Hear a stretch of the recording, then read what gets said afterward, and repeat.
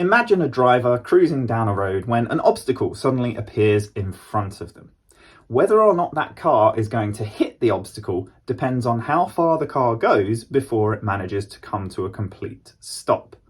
That is known as the stopping distance, and stopping distance is composed of two things: thinking distance and braking distance. Let's go over what each one of those are.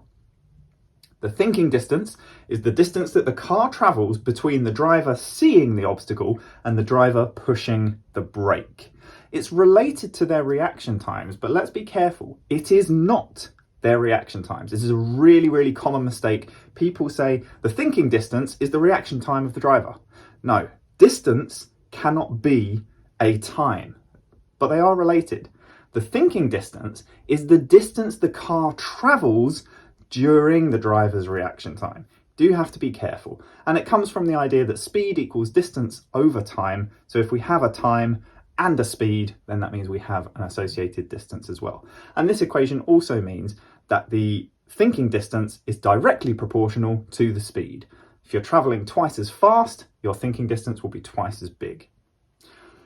Things that can affect the thinking distance include things like tiredness of the driver, whether they've taken any drugs or alcohol.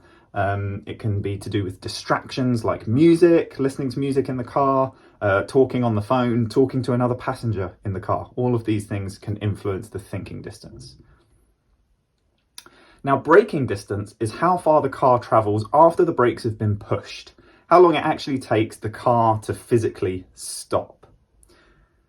This is affected by things like condition of the road. A poor condition of the road will reduce friction between the tyres and the road, and that will increase the stopping distance.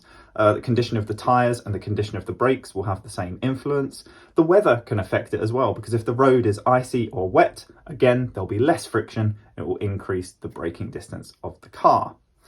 Now, braking is all about trying to get rid of the energy that's in the car, the kinetic energy. So braking distance is proportional to the amount of kinetic energy the car has. Kinetic energy is dependent on velocity squared. So that means the braking distance of the car is proportional to the velocity squared.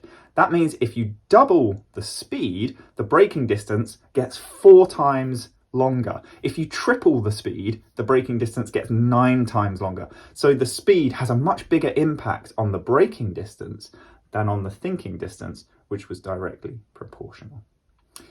Okay, that's it for stopping distance. Just make sure you know those definitions properly.